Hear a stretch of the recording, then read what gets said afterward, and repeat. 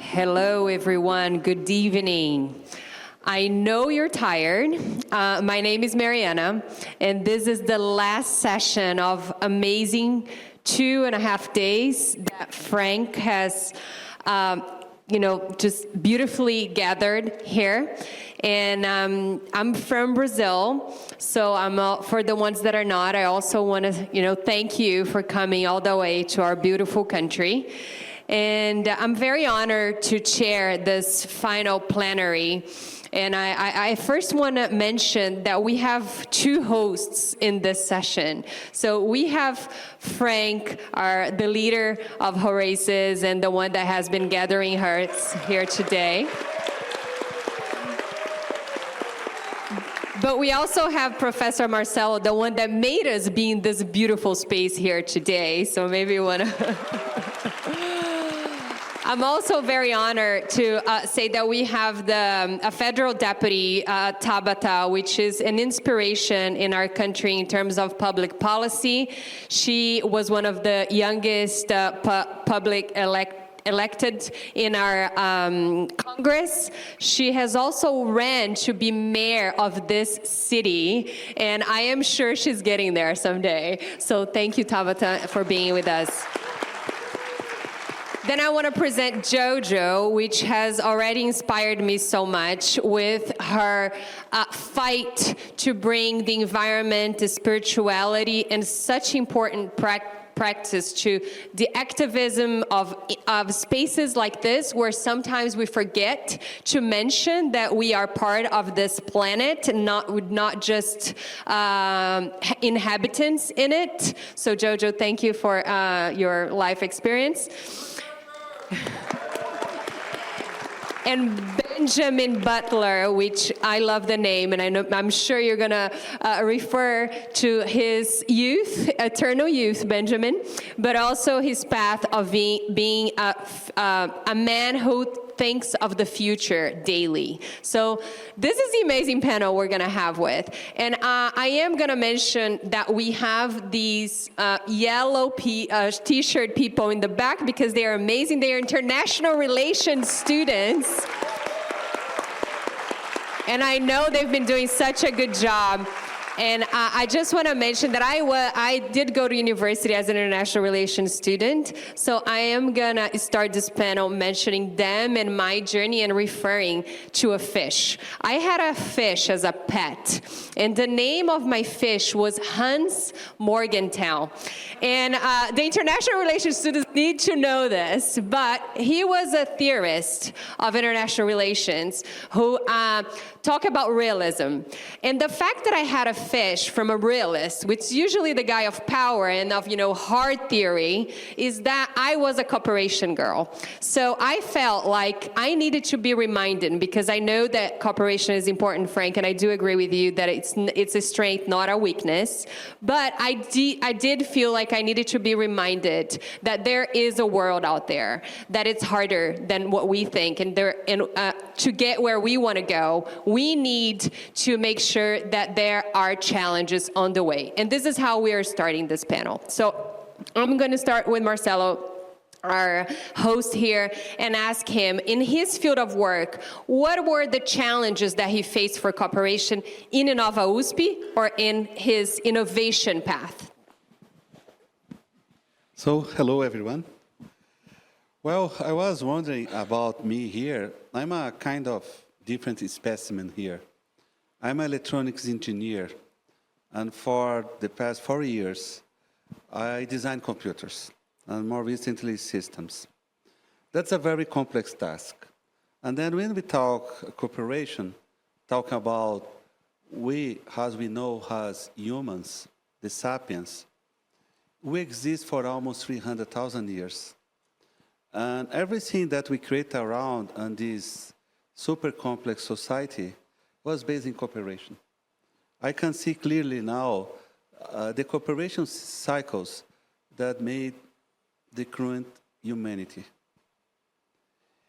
And I run the Innovation Center, and we need to establish some policies. I don't know if the audience heard already about what we call the triple helix. the triple helix of innovation. So it's a way to converge three different kinds of humans. The state, we used to call government, but in Brazil we prefer to call state. The parliament, the federal police, the politicians, the customs, our diplomacy, our military. The second specimen are university. And the third specimen are the entrepreneurs and industry. So one virtuous way to design innovation, it is putting these people together and making them rounding the innovation wheel. So when we have these people collaboration, we need mostly connect the dots. But one fundamental aspect to have cooperation, it is trust. So the fundamental question is how we can create trust among us to believe and to move forward. And there are other concepts that we use at the university, not only trust, but also integrity. So when we have such people acting together, we create an ecosystem. And integrity and trust are fundamental assets to boost innovation. And there are several ways to induce that. One A that is the most difficult one is what we call spontaneous innovation. So try to build consensus in this room. That's we need leaders like Frank and future maybe presidents like Tabata, because these guys and Jojo, all guys here, because you guys are gurus, you aggregate people, you motivate people, you inspire people. That is the spontaneous way to do innovation. But also, there is forced ways to do innovation. When we have conflicts, how we're facing these days in humanity. And I will do a very brief history here about an experience that I had 4 years ago during the pandemic. There are several visions about the COVID pandemic, but one vision that I believe, it was a war. Humanity against a virus. And we fought the war very quickly, and we fixed it very quickly, because we have technologies like AI, nanotechnology, biotechnology.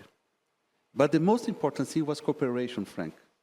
Because the governor gave an order to us leave the university in 24 hours. So I was packing my stuff. And then one professor that I never met before, Raul Lima, approached me and said, "Hey, Zuffo, hundreds of thousands of people will die in Brazil because we don't have enough respirators, ventilators, lung ventilators.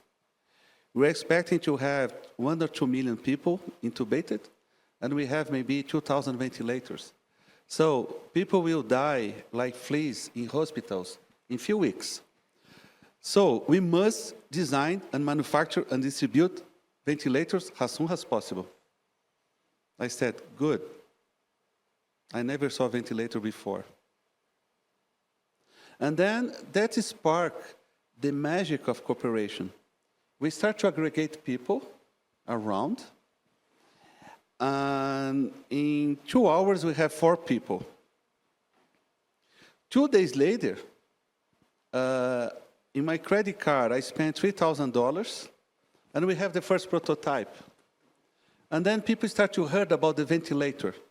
And they believed that was unfair, a professor spending his money from his pocket to design the ventilator. And then I agree, they decided to build a crowdsourcing thing. They said, "How much, Marcelo?" "Well, I spent $3,000. Maybe we need $15,000.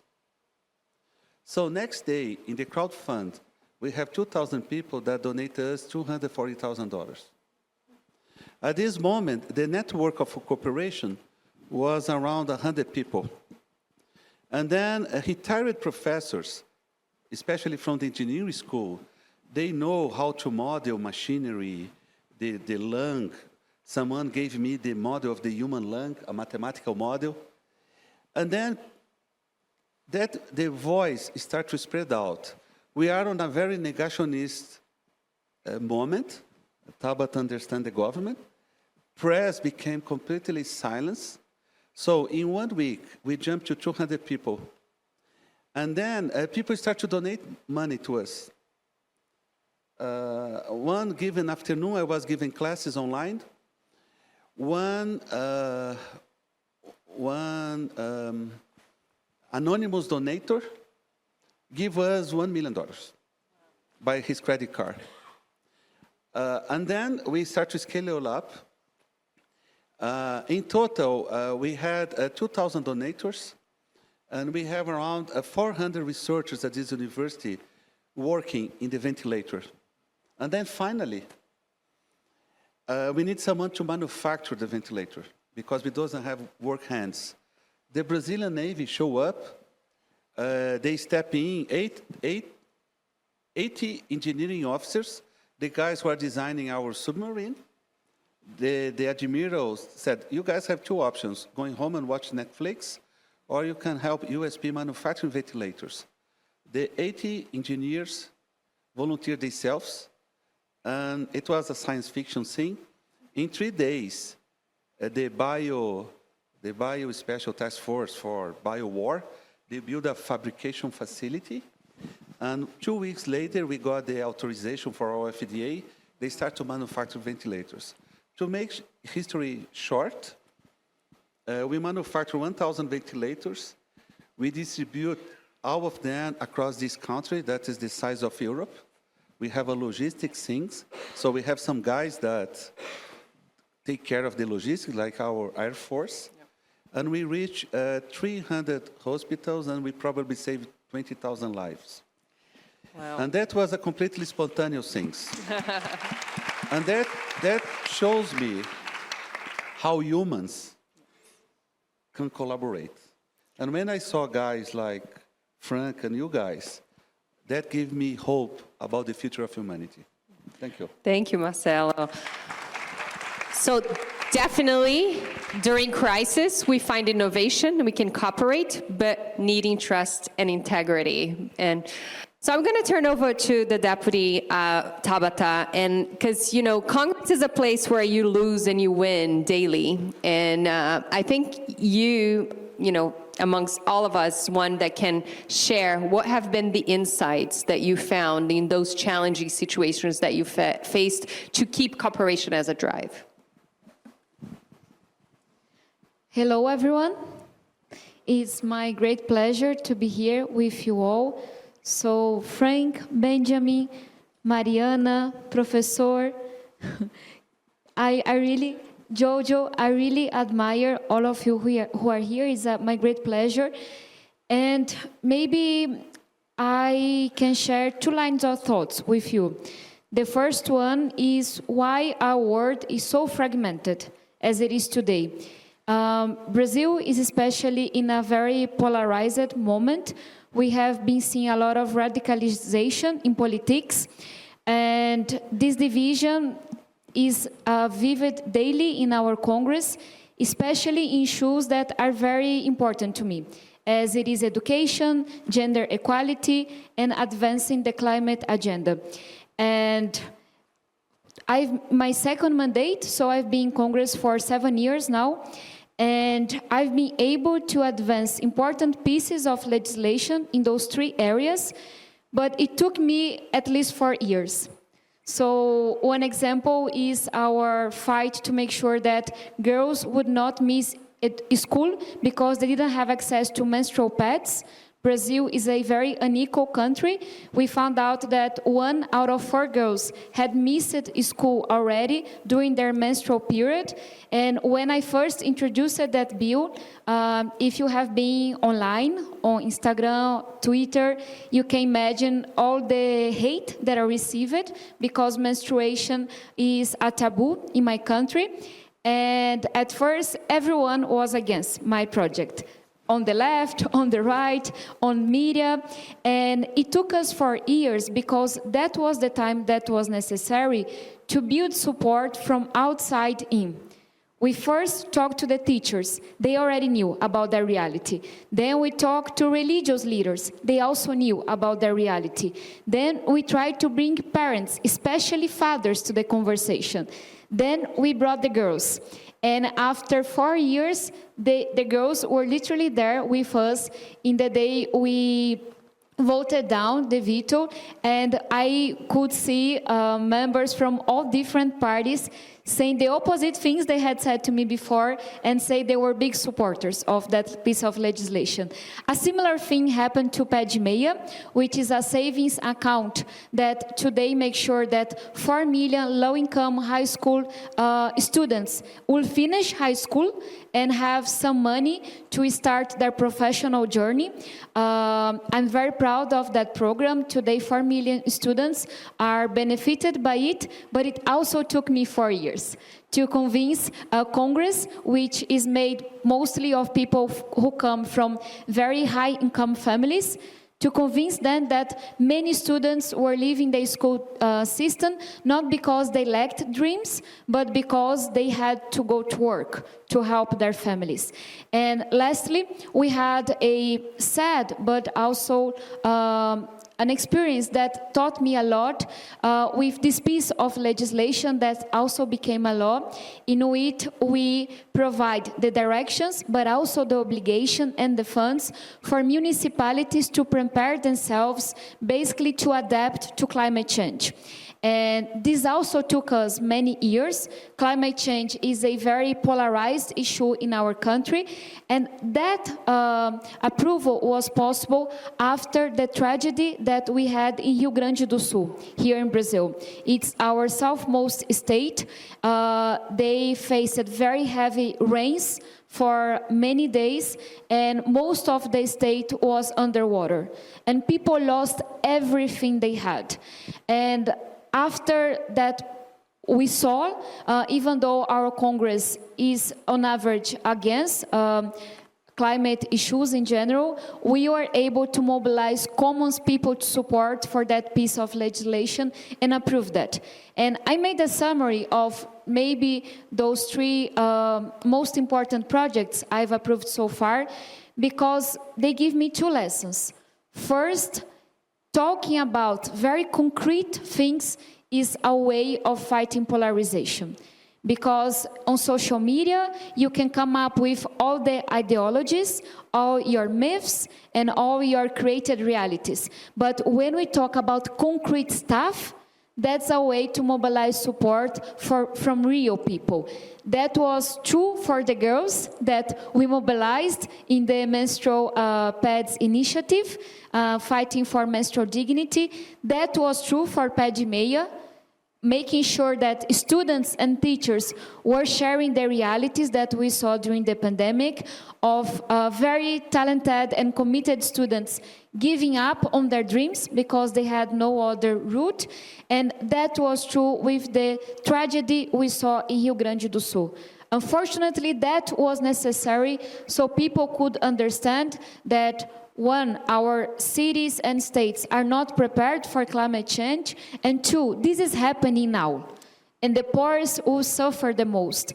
So talking about concrete things, I think, is a way of bringing cooperation in polarized societies. And as a final thought, for me, it's very clear that the social platforms and the digitalization of our life is very responsible for this fragmentation of society that we have been seeing.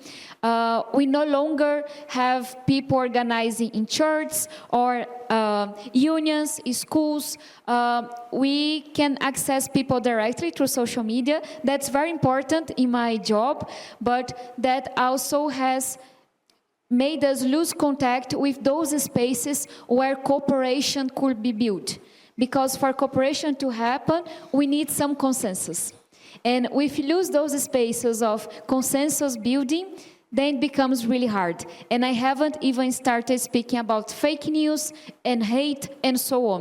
So that's to say that this is one battle I have not been able to win so far, but I do think we need a global conversation about regulating social media to make sure that we can fight the challenges that have divided so much so far, but we can also use social media and artificial intelligence and all the things that technology brings us to make humans to cooperate more and to know each other more and to get the best of the humanity that is inside us. But as of now, those platforms, they have been used to promote hate, to promote genocide in some instance, to promote polarization in politics, to proliferate fake news. And I think that's a conversation that we need to have. I've been trying to advance legislation on social media regulation for 7 years now. Every time we put it to vote on the floor, I lose it because the law is filled with so much money.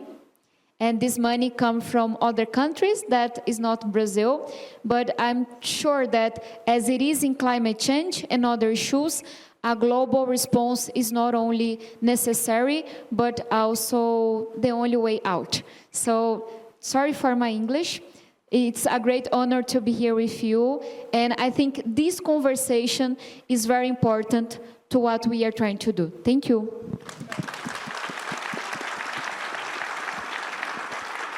So we need to get real and we need to be patient because it takes time sometimes. So I think that's a very important lesson for us. But another one, Deputy, it's that we also need to not lose that connection. And I think that's a good segue to go to Jojo because I think what she's been fighting for, it's that we're connected to the planet, we're connected to ourselves. And Jojo, that's not very, not necessarily the path where we're going. So how do we make sure that we are going that direction, that we don't disconnect from the planet, from ourselves?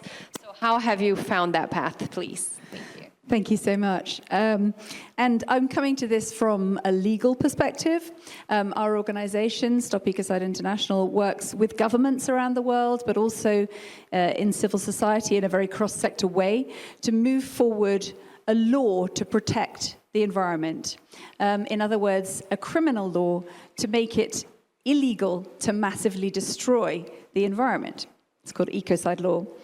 And what I think we're looking at here, and is interesting, what Tabata was just saying as well, is that we do need a reality check. You know, we've heard a lot about what's happening on the planet. We've had, over the course of the last 2 days, you know, we've heard there's been a 70% falling away of wildlife.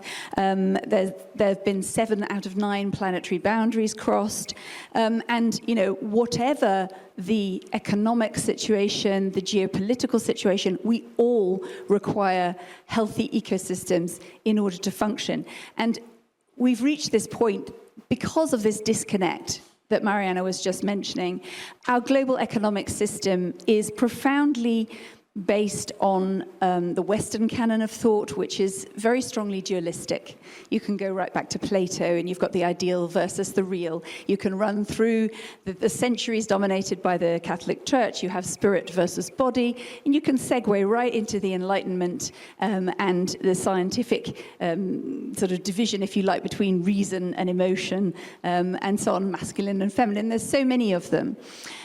And our system effectively therefore has us not realize how connected we are to those ecosystems, how much we're a part of nature. And it's really important that we reconnect in order to be able to, in a sense, just internalize that connection, to internalize that we are totally dependent, interdependent, but also profoundly dependent on healthy ecosystems, on the living world around us. And that is what Ecocide law aims to highlight. Because when you've got a mindset that's grown up over centuries, you know, we don't have centuries to change that. We know how urgent the situation is that we're in. And so we need to look to those systemic levers that can access that sort of deeper part, if you like. And criminal law has a particular ability to do that. And people often misunderstand it. They think criminal law is all about punishment. Now, we all know that murder is not a crime to punish murderers. That's just how it works. What is it there for? It's there to stop us killing each other. And that is what ecocide law is about. It's about protection. It's about prevention. It's about putting in place accountability so that we actually culturally understand that there is a point of severe, widespread and long-term harm that we should not be crossing whatever activity we're engaging in.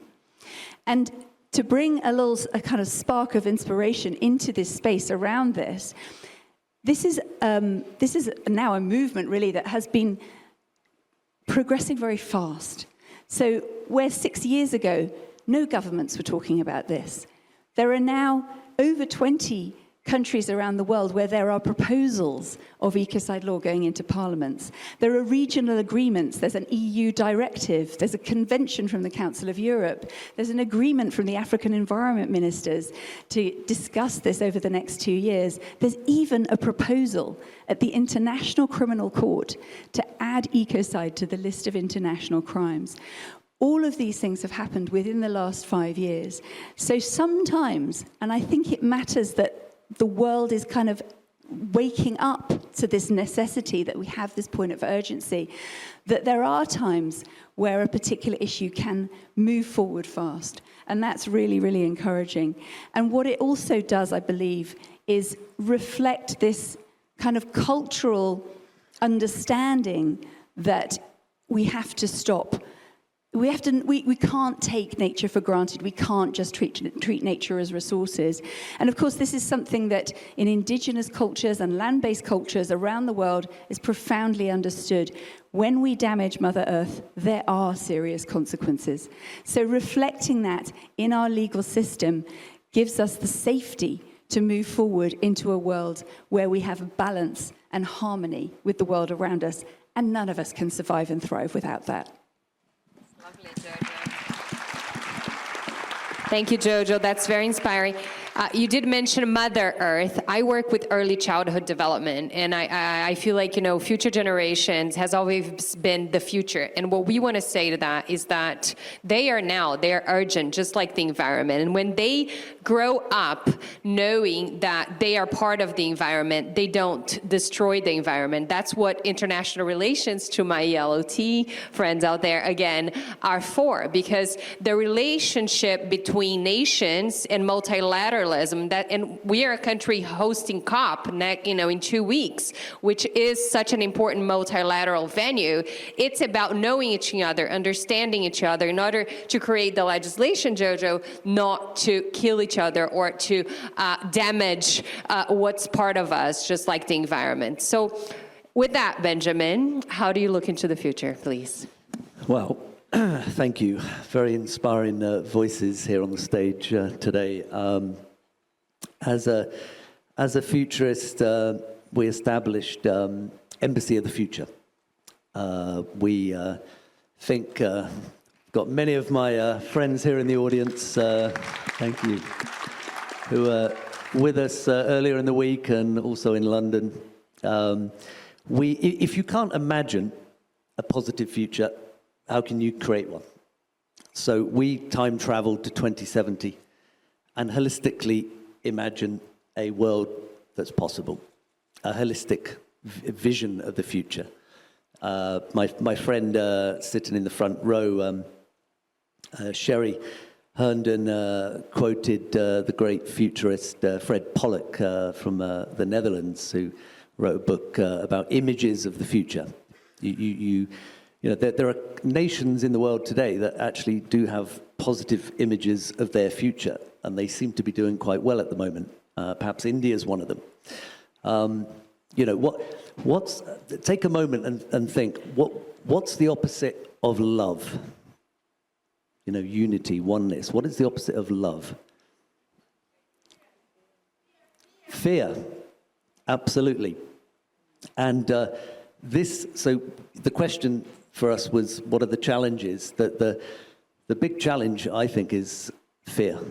And there are broadly 5 sources of fear in the world at the moment, which can all be overcome. One of them is ecological crisis, much bigger than climate. Ecological crisis, biodiversity collapse, etc.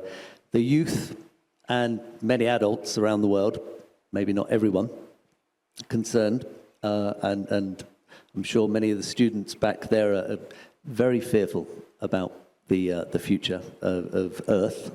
The second is technology and the unconscious use of technology. We saw what happened in Hiroshima and Nagasaki. I lived in Japan 8 years. I studied it very well. Unconscious use of technology and the ramifications on jobs, our mental state of mind, etc., etc. Third is the geopolitical order. We are at the end of a 500-year phase of Western domination of the world, and I welcome it. We are moving into a multipolar world, but many politicians in the West do not accept this movement. Hence, the geopolitical fractures and the possibility of war. Well, in fact, we're already at war, and many people have voiced concerns about being on the brink of a third world war. I believe all of these are can be overcome. The fourth is economic.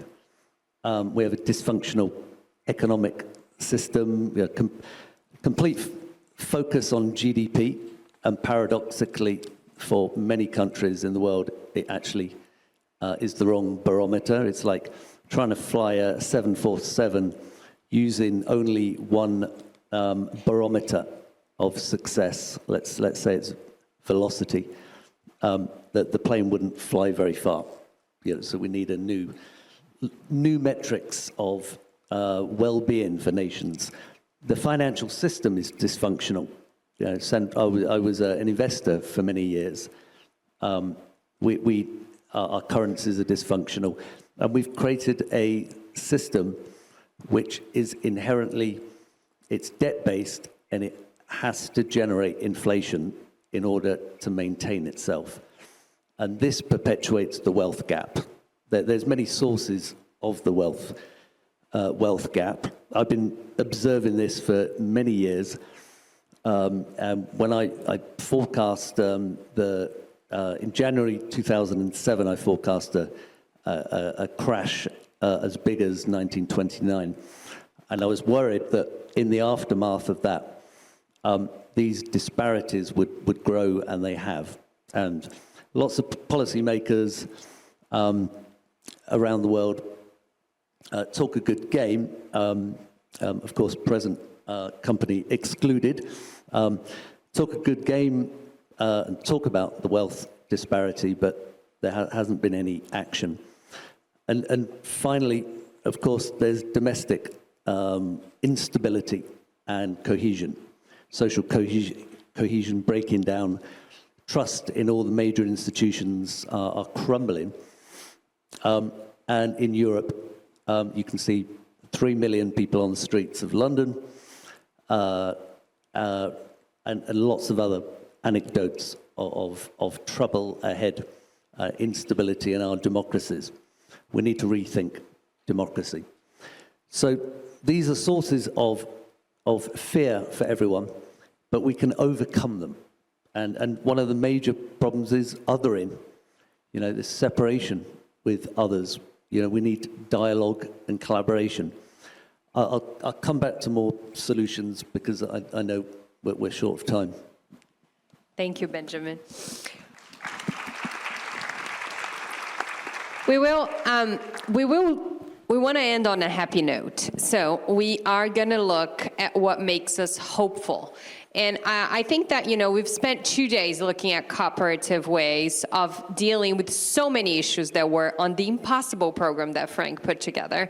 But I feel like now it's from, each of these amazing panelists here have their own experience. And while they face those challenging situations that they offered for us tonight, they also are gonna just very shortly, because the deputy has to leave and we want to end on time, and we still have a very special moment at the end that we all want to invite you to be part of. So I'm going to give you 1 minute each, or 1.5 maybe, to say what are you hopeful for, and what have your experience showed that we can go on the right path. Not only we will, but we can, and that's a choice that we can all make. And I'm going to start with the deputy because we're concerned with your time. What makes me hopeful is the certitude I have that power will be more diverse in the future. And I come from the Brazilian Congress, which is not diverse at all. Women make up 18% of our Congress. When we talk about people with disability, black people, and many other groups from our country, they are not fully represented there. And throughout this experience that I just highlighted, I started developing this thought that in many moments, in many discussions, more important than your diploma, what you studied in college, what you specialized in, is what I call the reality diploma. What I mean is that I want to see a Congress in which most of Congress people actually went to public schools. The discussion will be so different from what it is today. I want to be in a Congress in which I can talk to people who actually relied on the public health system, as I did throughout my life, because the whole discussion will be different. And because of everything that has been happening in our country with the quotas, making sure that students from public schools and black students are accessing college, as is happening with USP, because of PED-MEA that I just mentioned, which gives me hope that students from low-income families will actually access higher education and be in power positions in the future. I'm just so certain that in 5, 10, 20 years, there will be more women and more black people and more traditional people making the big choices for this country. And I'm not saying that the men or the white people don't do it right. I'm just saying that a country as diverse as ours, a world as diverse as ours, cannot be decided, all the big decisions made to a group that is so not diverse and really don't know many of the challenges that the poor people of this country and the poor people of the world has to live in their daily lives. And to conclude, this is Brazilian politics news, but our Congress has made some especially bad decisions in the last few months, and people went to the streets to protest, and I was there with them. And that one day that we had massive protests in the country made sure that the legislative agenda was different. So if we have the right people, the diversity of our country represented in the power positions, will be wiser and will know how to tackle those challenges. Thank you. Thank you. So we're adding diversity, equality, social justice, and social movement. There you go. So Professor Marcelo, what makes you hopeful in your innovative world to drive us to cooperation? Well, I'm electronics, so I see crystalline structures. I can see the world has a crystal, ultra-connected. And then what gives me hope is when I see the audience here, because you are special atoms in the crystal structure. I don't know, I met Frank 3 weeks ago, and I'm pretty sure if I talk to each one in this room, It seems that I know you guys for 20 years. So what is the secret behind? What is the secret sauce? Integrity. So guys like Frank are being capable of putting a group of humans with integrity, and I'm pretty sure that each one in this room, I just met Jojo, I know Tabata, I'm an admirer of Tabata, but I met Benjamin, Mariana, and I see a huge sense of purpose. And you are a special atoms in the crystal structure, because you are the guys who will come out from here, spread the word, and be the transformers in your sites. So that gives me hope, seeing you guys at this time on a strange country like Brazil, having this great commitment with the future of humanity. Thank you. I have never said the word special atoms in my life. So this is what diversity means also. So thank you, Professor. And Jojo, let's go to you. What makes you hopeful looking at, being in Brazil right before COP, facing all the legal challenges, but keeping that connection? I think what makes me hopeful is that we are all ultimately creators of reality. The most powerful force on this planet, I believe, is Mother Nature. The second most powerful force, human intention. There is nothing that exists on this world right now, if it wasn't created by Mother Nature, that was not created by human intention, And so sometimes people have said to us in our work, are you being idealistic? You're not being realistic. I'm like, no, hang on a minute. Reality is actually created by what we intend, and what we do today is going to create the reality of tomorrow. So my feeling is that with the diversity, with the integrity, and with that intention, the power of intention is wildly underestimated. And yeah, we have every possibility to create a reality that we all actually want to live in. Thank you, Jojo. So by being the idealistics, creating the reality of tomorrow, Benjamin, what do you tell us? Well, what makes me hopeful is a friend of mine, a science fiction writer in San Francisco, always says to me, Benjamin, when I really get upset about the international news or the national news, I just look at the local news, and I see initiatives everywhere. Rewilding projects, building schools, new education systems, new curriculum,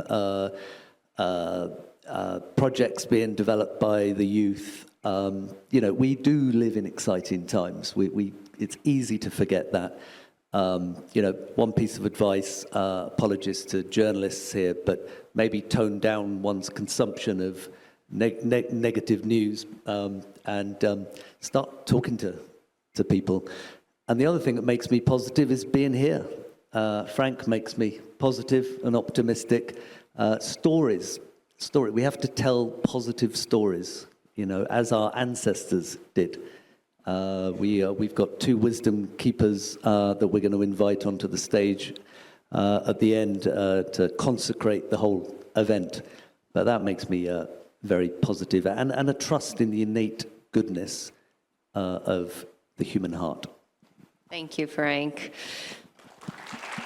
And I'm also going to share mine as the chair, because I feel like this is a room, and Professor Marcelo mentioned this, full of people with good intentions, and good intentions of creating this crystal, better, more cooperative reality. And when I look at that, in a country like the deputy mentioned, like Brazil, so unequal, but so diverse, but also with such mother power, explicit reality that we are, and so rich in that sense as well. I feel like spirituality has been an important drive for me for, keeping faith. I work with children, and in inequality, children, if you see children in inequality, it's the expression of unfair, of unjust, and of powerless. And I feel like to face that reality and to keep that fire alive, I think there are two things that drive me. One is this faith and this spiritual power that we can do this differently. But the other is starting with me.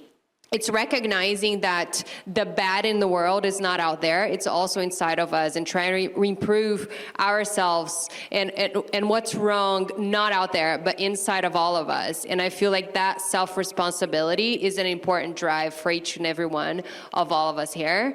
And with that note, I want to thank you for hanging on, and we're staying on time.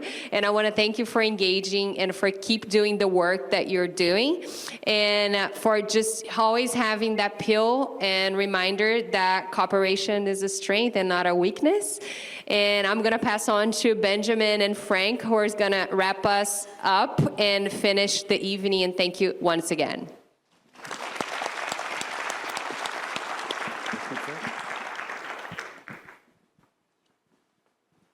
Thank you very much, Mariana. Thank you, Tabata, for joining us. You know, the great paleontologist and perhaps futurist Teilhard de Chardin once wrote, "Someday after we have mastered the winds, the tides, and gravity, we shall harness the energies of love.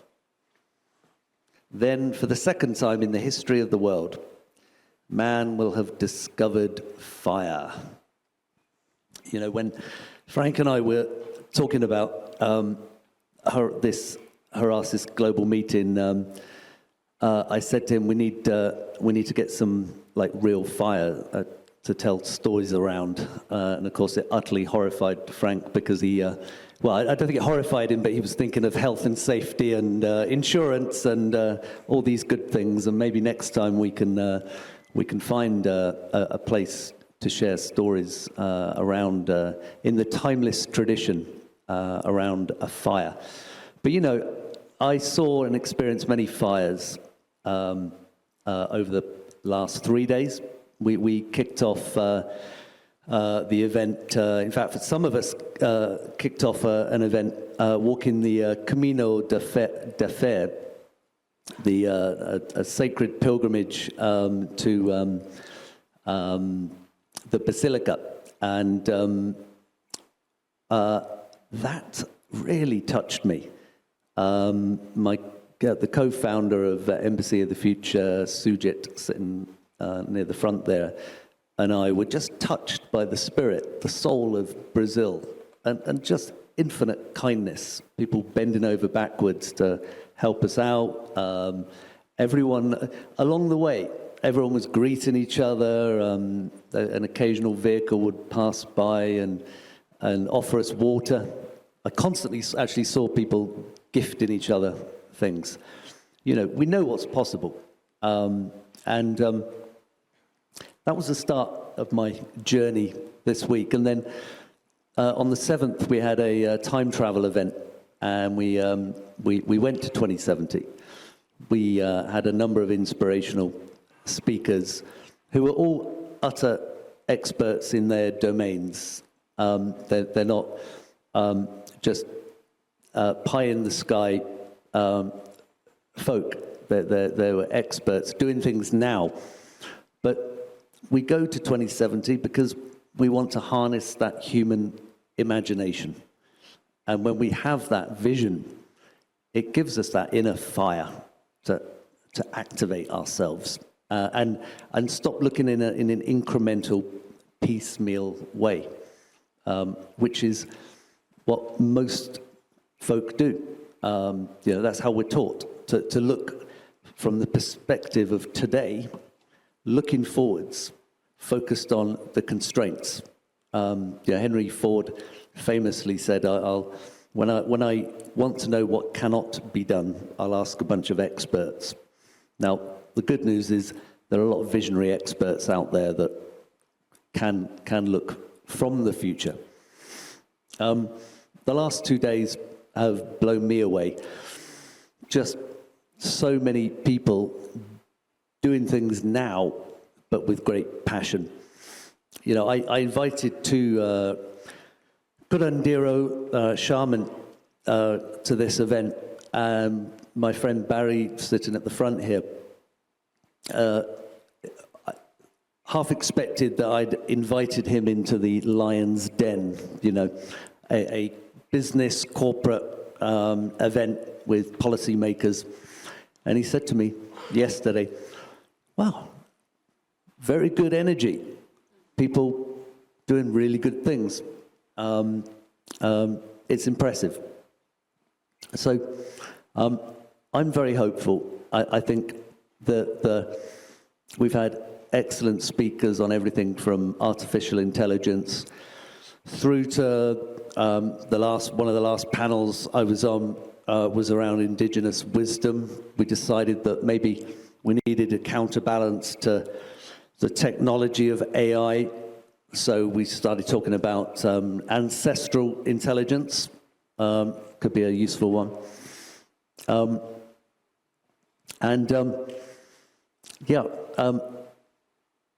My message, really, I was struck. At the end of the first day, we sat around a table, and Joe asked everyone, what was the highlight for you today? And so many people cited Sekai Holland, talking about oneness, and her boldness and passion for humanity, and not for division, you know, the global south versus global north, or this group versus that group. No, we have to think from unity. With that, Embassy of the Future tries to incubate real ideas, real people, real projects today. And one of those projects we are collaborating on is for peace. And so we've partnered with someone who's become a dear friend, a wise elder who looks a little like Gandalf from Lord of the Rings, was involved.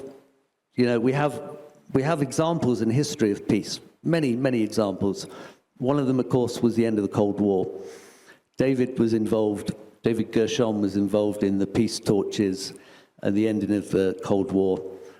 There was a lot of grassroots initiatives, and we want to make an announcement today about a peace initiative that we have. So if I may invite David to the stage for a couple of minutes just to speak about that. And if I may, I'll invite Sujit Ravindran, my co-founder of Embassy of the Future, on stage, just so we can stand in unity and announce this. Thank you, my friend. I want to stand with Frank as well, because you're an important part of this announcement. So I've had the good fortune of being in a space of visionaries. Thank you for holding vision for the world. So I want to share a vision for the world. So in our hearts, when we go deep inside, there is one vision that has united humanity. It's called peace on earth. And in every human being's heart, we've had this seed planted. We talk about it at Christmas time. We wish it when people ask, what's your dream for the future of the world? And it's this dream. It's universal. John Lennon talked about it in his Imagine song. You may know that's the global anthem of the world. Jimmy Carter, as president, would travel all over the world, and everywhere he went, that was the song that they played when he came, Imagine. So this is about opening our imagination to the dream that we all have in our hearts. And I've dedicated my life to making that dream a reality. And so tonight we want to announce a partnership with Horasis called the Peace on Earth by 2030 Moonshot. And we want to invite each of you to be part of it. And one of the great things that Frank has done for 20 years is cultivated the most transformationally visionary-oriented leaders on planet Earth. And if we all united around a single idea, we could actually create peace on Earth by 2030. We've learned a lot about how to bring that into the world through what we call the peace game, peace zones. We're partnered with Rotary. My friend Al is here representing Rotary. They've committed to helping us move the moonshot forward. I don't know if Princess Nareen is here. Are you here, Princess? We had a beautiful conversation. Frank, this is one of your first accomplishments, bringing us together. We were just passing by Frank this morning, and he said, you two should talk. And we've now committed to a partnership and this extraordinary network. And I mean, I feel deeply emotional when I think about what you represent in the world. So we've partnered. And so it's an invitation to partner. And the last thing I want to say, let's just honor you and honor that partnership for a moment. The last thing I want to say is my friend Benjamin and my friend Sujit. So we have created something we're calling Leadership for the Peace Epoch. Peace on Earth by 2030 is the first step. But we want to build a peace epoch. And we can't get there with everyone. So you are formally invited. We'll be talking more about it tomorrow, 10 o'clock. Stay tuned for an invitation from Benjamin. I think it'll be in the auditorium in the other building to learn more. It's definitely in the auditorium in the other building. So please come. So with that said, I want to just hand the microphone to Frank. Oh, and last thing I want to honor is some of the Moonshot team. So Denise and Carlos and Al and Princess, please stand up. There are others here that I may not, I'm sure I've left someone out. Who have I left out? I don't know. If I have left you out, please forgive me. But I want to honor some of the people that have come here. And those of you that I've met recently are now wanting to be part of that. So with that said, Frank, what would you like to? David, thank you so much. And I'm very hopeful. And you asked this question before, Mariana, to be hopeful and how we embrace the future, how we envision the future. I have to tell you, friends, I'm not only hopeful, I'm very happy. I'm a happy man. I'm happy to be with you tonight because you are the visionaries. You are the change makers. People always ask me, Frank, how do you select the participants? How do you select the speakers? And I say it's not really linked to any kind of, money-related measurement and metrics. It's not how big your companies are and how famous you are, because what really counts is your heart, your contributions. As you join hands with us, as you join hands with everybody in the world, to overcome all the differences we see in the world. We started 2 days ago, the whole summit, speaking about imbalances, economic imbalances, social imbalances, of course, all the climate issues we are facing. We talked about the wars. We had a few sessions actually on war and peace, most importantly. But what really matters at the end is the hope that we can go forward together, joining hands and harnessing the power of cooperation, the theme of the summit. I would like to thank again Marcelo. Marcelo, for what you have done, I think in the last few weeks, incredible. I would like to thank our local host, Jan Eichbaum. You just stand up again, Jan. A big applause to you. Of course, to the Embassy of the Future. Of course, Benjamin and Sujit, you are here. Maybe the whole team could stand up. Embassy of the Future. And I would like to thank Brazil, this wonderful country. It's an incredible country. The diversity we see here, the love for each other.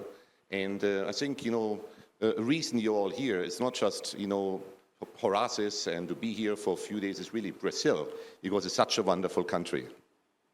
Amen to that. You want to say something? Yeah. I just want to thank you. I'd just like to say thank you to you, Frank, for everything you've done. I know you've been on a real odyssey putting this together. And if I may pass the mic just for 20 seconds to my dear brother, because he's so good at gratitude, and maybe you want to say some words to thank Frank. Am I? Join me, Frank. 1-2 steps forward. we know Frank for his purposefulness. What I love about him is how he brings us together, not just as industries and nations, but totally across hearts. That's wonderful about him. So let's give him an applause for that first. Big up, my brother.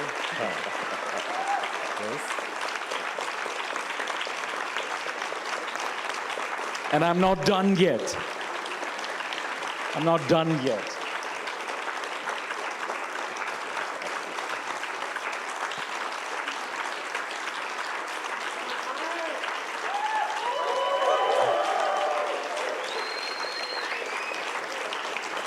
Okay, I've got one or two more things more. You know, he connects people. He's a voracious networker. But you know what's magic about Horasis? Across the vastness of our experiences, he builds intimacy. Intimacy to the extent that I feel every time I come to Horasis, I feel like I'm just entering a world cafe where everyone's welcome for coffee. So, to the man who embodies intimacy. And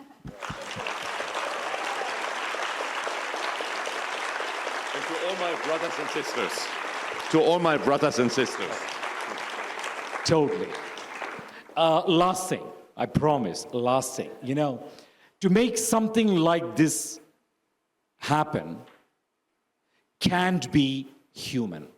We need superhumans. We need heroes. And being a hero means sacrifices. And I've seen him for years now make sacrifices to make this happen, to bring us together across nations, industries, and across hearts. But like never, ever before. And I'm feeling emotional saying this.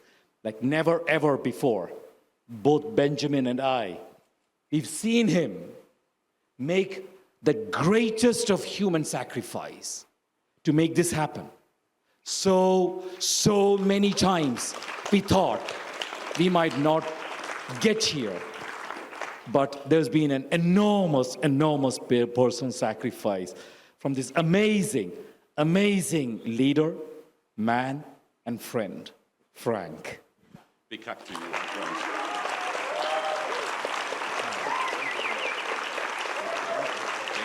Thank you. Shall we call on the leaders? Yeah. You don't want to say anything? Oh, okay. Maybe. Oh, thank you so much, Your Royal Highness. You know, amazing you came here and be with us. Claude, you came over for the last 10 days to help all of us to be here. Maybe what we should do, maybe go to the neighbor, to your friend to the left or to the right, you can choose and give a big hug to everybody. What do you think? Oh, we start. Thank you so much, my Royal Habibi. Habibi, thank you so much. Thank you so much. Thank you so much. Thank you so much. Yeah, thank you. So before everyone leaves, I'd like to, we can take a photo or a handshake afterwards. I'd like to, we have two wisdom keepers, one dear friend from Peru, the spiritual leader in Peru of the Toltec Center, Barista Yushibi, and from the Amazon, we have Chief Yama. Would you please come to the stage? And we'd like them to consecrate the end of the Horasis event.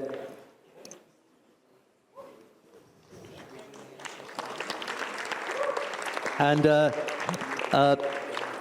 thank you very much. And David is keen to also consecrate the peace initiative. So perhaps you can both shake hands. Wonderful. I just want to say, when I shared with Frank the moonshot, his first response was, we want to partner. And so we decided at this moment to formally consecrate the partnership between the Peace Moonshot and Horasis. And over the next 5 years, we will put out the words as we move this amazing possibility into the world. So Frank, thanks for your partnership. Thanks so much, David. Thank you. Thank you so much. Thanks again to everybody. Would you like to say a few words? Yes.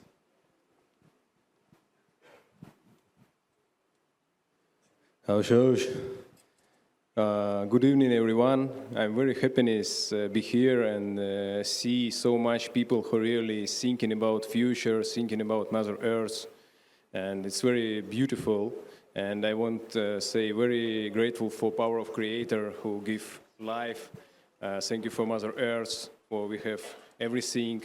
Very grateful and very thank you for Dr. Frank and Benjamin for organization this incredible space. And now we, together with us, we stay in the new era. This is a time where technology in a spiritual way coming together and give synergy of open our soul, open our heart, and help war with our life in this beautiful world. And I wish for everyone with us, be happiness, live with peace, with harmony, and remember who is a human is one big family in this beautiful world. And I now give a little bit say for Chief Yama, this is the chief of nucleate pride in the middle of Amazon jungle in Brazil. And he will say a little bit, and after that he will sing one traditional song from spirit of Mother Earth and different beautiful spirit who live in this world. Thank you for everyone. Haush.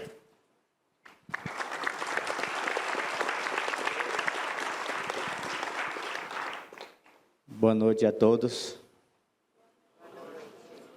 Meu nome é Amaral Manaus. Sou liderança do povo no Kikuin, presidente da Federação no Kikuin. I will translate for English because he not only speak Portuguese.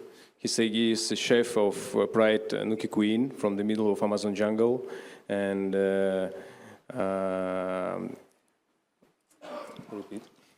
Eu apresento a 3 localidades no Kikuin, são Terra Indígena do Campinas, Catuquina. And I'm presentation the pride of Nuki Queen from sacred territory, Campina, in the Amazon jungle. Região do Alto Rio Tauari, aldeia no Manaus. Region Tauari, the village of Namanawa. E região do Rio Gregório. A população no Kikuin tem aproximadamente 2.000 pessoas. And now we have very little people. It's safe only 2,000 people of his pride. Então, eu sou representante do meu povo. And I'm presentation our tradition because we save our tradition from very, very 1,000 years ago for this time. E nesse momento eu peço a vocês ficarem em pé. Sim. Okay. Please stand up, everyone. Que eu vou fazer o meu rezo aqui, chamando todos os espíritos da terra, para vocês sentir o espírito da terra, da floresta, dos animais, dos seres divinos. And now I will sing one sacred song about and us come here, the spirit of Mother Earth, for everyone feeling what is this. And you can close the eyes and feel the spirit of Mother Earth and different spirits who live in this beautiful world. O meu trabalho é unir coração e espírito humano.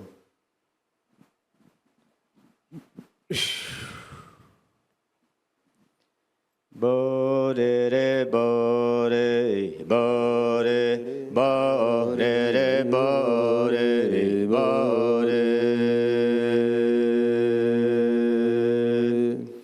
Bore, bore, bore, bore, bore, bore.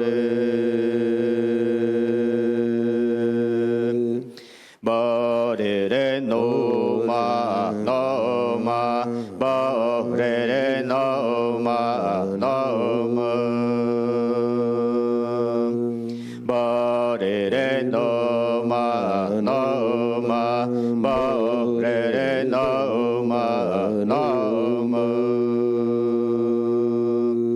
no ma no ma no ma no ma no ma no ma no ma no ma wa me ne wa me ne wa me ne wa me ne wa me ne wa me ne wa me ne wa me ne wa me ne wa me ne wa me ne wa me ne ta wa re re no ma no ma ta wa re re no ma no ma ta wa re re no ma no ma ta wa re re no ma no ma ơn ta da vai o para ra ca na yo me yo ơn ta da vai o para ra ca na yo me yo a cha cho pa ne de yo ne a cha cho pa ne de yo ne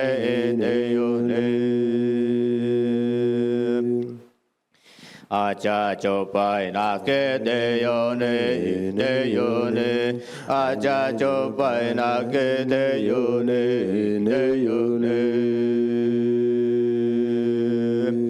ơn ta da vai o para ra ca na yo me yo ơn ta da vai o para ra ca na yo me yo a cha cho pai ne de yo ne a cha cho pai ne yo ne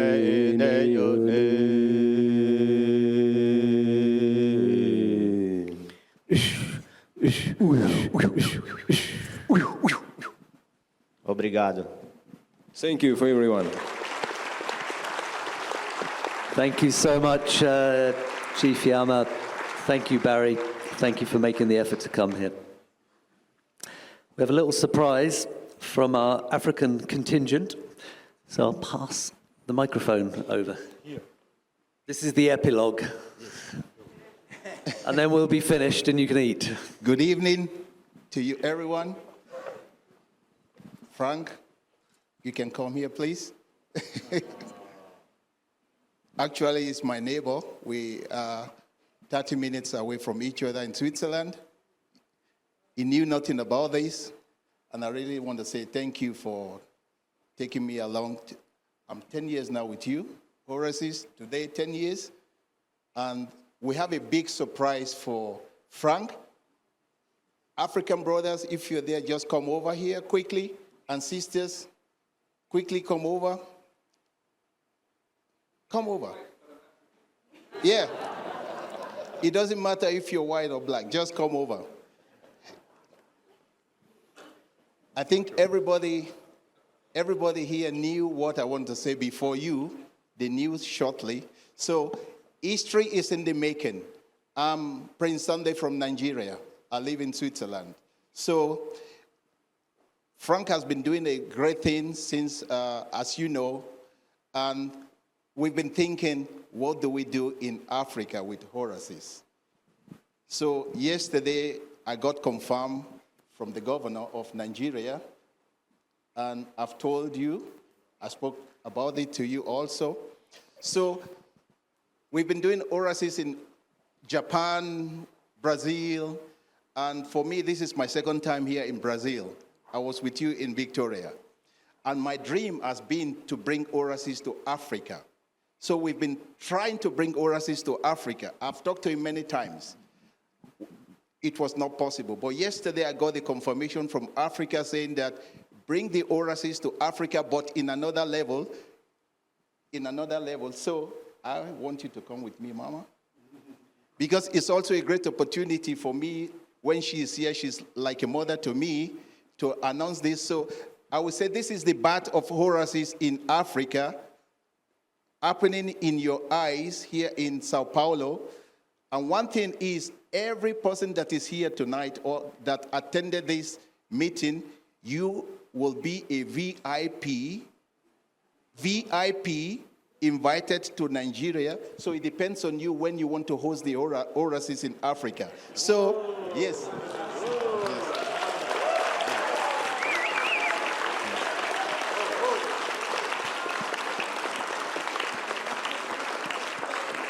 Before I hand over to her, for her to just quickly say what we're trying to do. So just information for you, it will, I'm going to talk to Frank how we're going to do this. Everybody that is here is going to be invited to Nigeria. So this is how we're going to do it. It's going to be Africa hosting Horasis, but it will be in Nigeria, Lagos. So how is that going to happen? Instead of room 1, room 2, room 3, it will be Ghana, Togo, Sierra Leone, Cameroon. So that's how we're gonna do it, and we're gonna make it so easy for you that you don't need to go to the embassy for visa. It will be also a VIP visa for everybody that wants to come to Africa. So, Mama, I give you yes.